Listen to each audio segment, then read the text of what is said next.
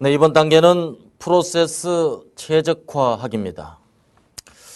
네, 지난 시간에 개선안이란 무엇인가, 또 개선안을 도출하는 방법에 대해서 살펴봤고요. 이제는 프로세스를 최적화하는 그런 상황입니다. 그래서 첫 번째로 여러 가지 개선 대안이 지금 제시가 된 상태인데 그 중에서 어느 것 하나를 정해야 됩니다. 그래서 의사결정을 해야 되죠. 개선안 선정, 그 다음에 이제 최적화 두 단계로 나누어서 진행을 하도록 하겠습니다. 첫 번째, 개선안 선정입니다. 요 최적화 단계가 되겠는데요. 최적화 단계는 제어인자들에 대해서 실험을 계획하고 그다음에 그 결과를 분석해서 바이탈표 X의 함수 관계를 규명하는 것이 초점입니다. 물론 대안인자에 대해서는 아이디어가 수집이 됐고 그 수집된 아이디어 중에서 최적안을 선정하는 것이 포함이 됩니다. 그래서 주요 활동으로는 실험계획, 다음으로는 최적 대안 선정이 되겠습니다. 사용하는 주요 툴, PCA, 그 다음에 NGT, 그다음 인계결정법, DOE 등이 사용이 되겠습니다. 그래서 프로세스 최적화라는 것은 제어인자에 대한 국한된 이야기입니다. 그래서 바이탈표 X의 최적 조건을 도출하고, 최적 조건은 무엇을 통해 도출합니까? 일반적으로 이제 실험계획법이 주로 사용이 되겠습니다. 물론 대안인자들에 대해서는 아이디어 제너레이션, 지난 시간에 브레인스토밍, 브레인 라이팅, 스캠프, ECRS, 아이디어 박스 등에 의해서 여러 가지 안이 도출된 상태입니다. 이제 그러한 안들을 적절한 가치 기준에 의거해서 평가하고 선정하는 것을 이 2단계에 진행을 할 것입니다. 2단계의 중요성은 바이탈표의 최적 조건이나 최적 대안을 선정하는 단계라는 것입니다. 그 다음으로는 선정하기 위해서 다양한 실험 계획 또 수학적 모형이 도출이 될 것입니다. 또 대안인자에 대해서는 다양한 개선안에 대한 제약 조건까지를 고려해서 그 중에서 가장 최선의 방안이 선정이 되겠습니다. 첫 번째, PCA, 쌍비교법입니다. 쌍비교법은 Pairwise Comparison Analysis. 그래서 여러 가지 대안을 각각의 대안별로 비교 분석하는 것을 말합니다. 이것은 한정된 자원을 가지고 동시에 필요로 하는 그런 요구에 맞추기 위해서 주로 사용되고요. 가장 유용하게 활용이 됩니다. 이것은 비교가 끝난 후에 가장 많은 안이 채택된 것이 최종적인 안으로 결정이 됩니다. 지금 밑에 그림을 보고 계신데요. 4가지 안이 있어요. 대안 1, 대안 2, 대안 3, 대안 4가 있습니다. 그래서 PCA를 추진하기 위해서는 각각 1대1로 비교를 합니다. 즉 대안 2와 대안 1과 비교를 했더니 대안 1이 낫다. 그래서 대안 1이라고 표현이 되어 있죠. 그 다음에 대안 3하고 대안 1하고 비교를 했더니 대안 1이 낫다. 그 다음에 대안 2하고 대안 3하고 비교했더니 대안 2가 나은 것으로 되어 있습니다. 그 다음에 대안 4가 대안 1로 비교했을 땐 대안 4가 낫고, 대안 2하고도 비교했을 때 대안 4가 채택이 됐고, 대안 3하고도 비교했을 때 대안 4가 채택이 됐습니다. 여기서 이제 결론을 내리면 됩니다. 대안 1이 몇 표 나왔습니까? 2표 나왔죠. 대안 2는 몇 표 나왔습니까? 1표 나왔습니다. 대안 3은 1표도 안 나왔어요. 대안 4가 몇 표 나왔습니까? 3표 나왔죠. 이 의미는 뭐예요? 대안 4가 다른 안들에 비해서 가장 높게 평가되었다 이렇게 이야기할 수 있어요. 아주 그 단순한 방법이죠. 그래서 쌍비교법은 여러 가지 안 중에서 어떤 안이 가장 좋을까를 평가하는 아주 심플하면서도 손쉬운 그런 방법이 되겠습니다. 다음은 NGT, 명목그룹 테크닉이라고도 합니다. 그래서 노미널 그룹 테크놀로지. 이것은 선택된 리스트의 우선순위를 매기는 그런 방식으로 진행이 됩니다.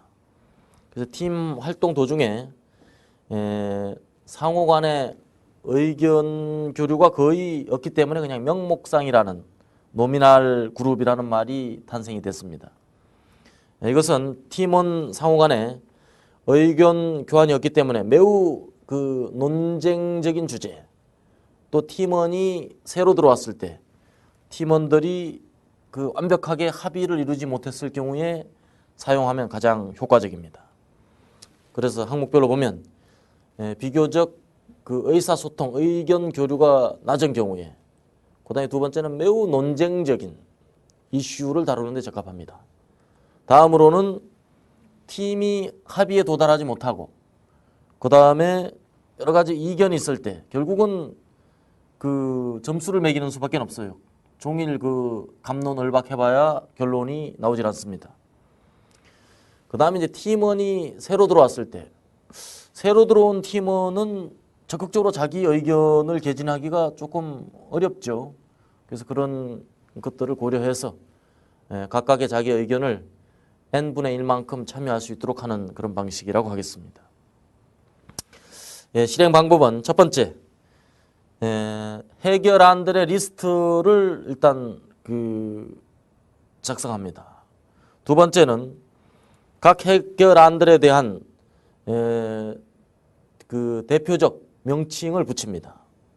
그 다음에 세 번째는 각 해결안의 우선순위를 매기게 됩니다. 가장 중요하다고 생각되는 해결안에 가장 높은 점수를 부여하고, 그렇지 않다고 생각하는 해결안에 낮은 점수를 부여하면 됩니다. 그 다음에 이제 각 해결안에 부여된 숫자를 모두 합하면 바로 그 자신의 점수가 나옵니다. 사례를 한번 볼까요? 지금 도표에서 그 제시되고 있는 그 계산안인데요. 이것은 식스 시그마를 실행하는 데 있어서 여러 가지 계산안이 1안부터 7안까지 나왔습니다. 그 다음에 이제 각각 그 항목별로 보면 어떤 안이 웨이팅 타임, 대기 시간이 제일 적을까? 그 다음에 고객으로 보면 어떤 안이 제일 선호할까? 6시그마 효과로 보면 어떤 안이 가장 그 높은 효과를 볼 수 있을까? 그 다음에 소요 시간은 뭐가 제일 경제적인가? 소요 비용은? 그 다음에 기타. 총 6개 항목으로 평가를 했죠. 여기서 자 1안은 각각 그 점수를 매겼어요. 그래서 그 점수가 몇 점 나왔습니까? 16점이 나왔습니다. 가장 높게 나왔죠. 가장 적게 나온 건 4안입니다. 4안은 점수가 4점이 나왔습니다. 그래서 1안이 16점으로 1위를 차지했어요. 그래서 1안이 팀원 모두가 그 합의에 도달하지 못했지만 각각 n분의 1씩 참여한 결과 가장 좋은 안으로 선정이 된 것입니다. 이와 같이 해서 선정된 안에 대해서는 사실 뭐 별다른 이의가 있을 수가 없습니다.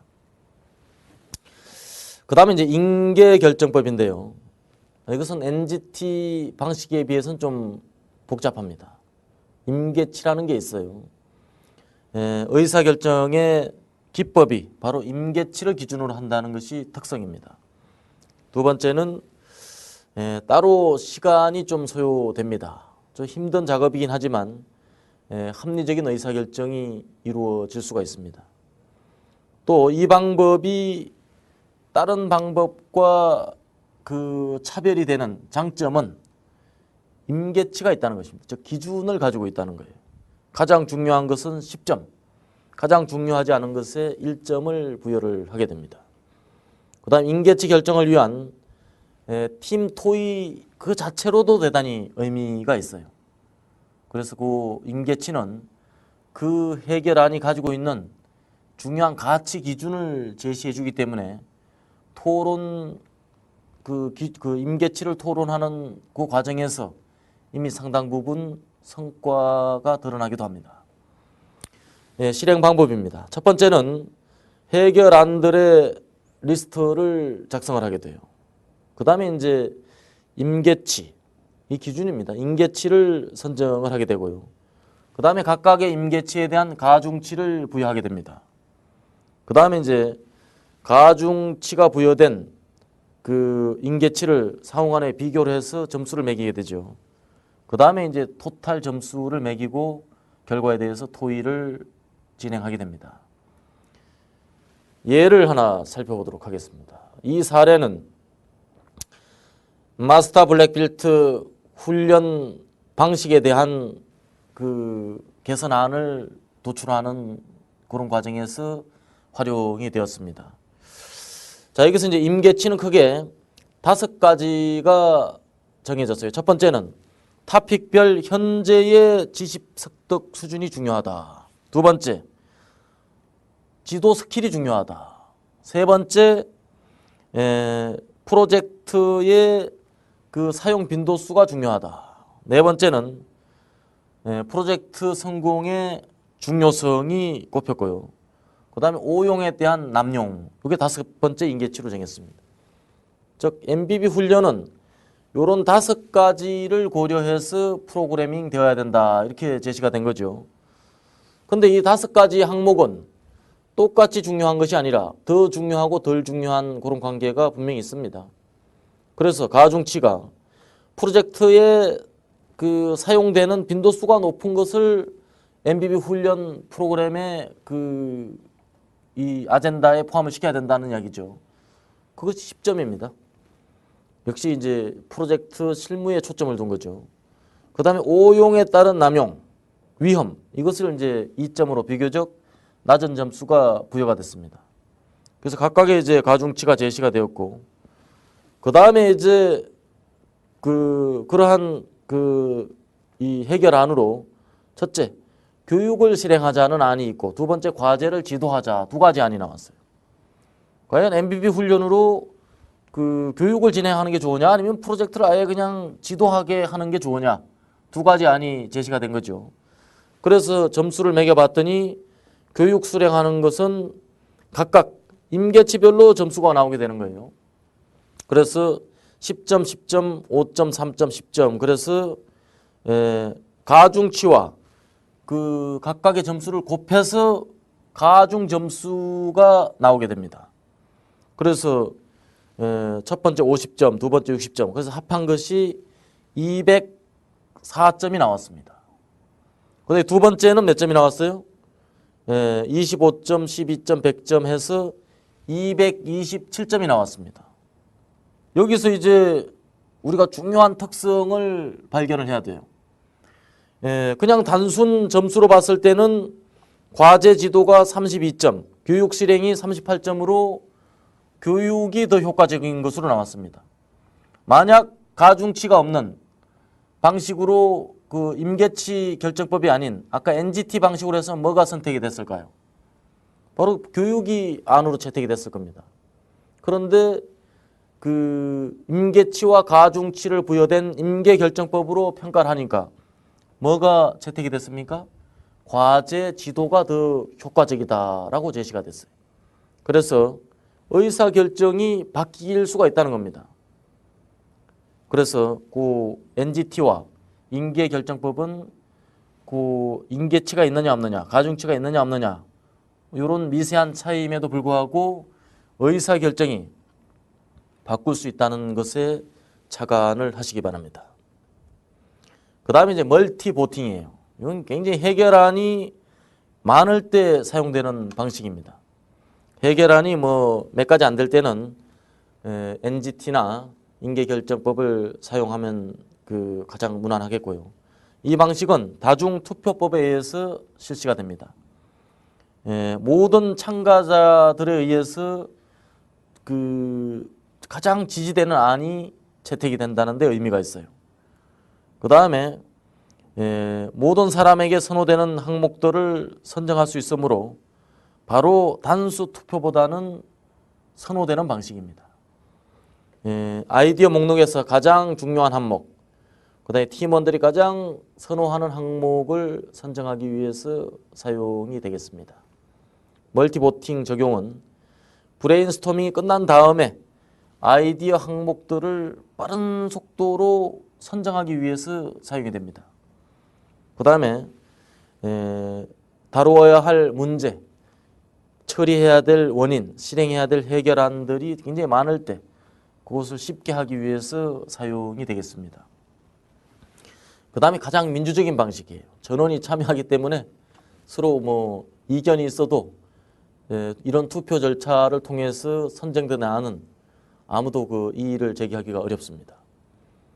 그 뒤에 사례가 있습니다. 사례를 보시면 바로 이 방법에 대해서 이해를 할 수가 있어요.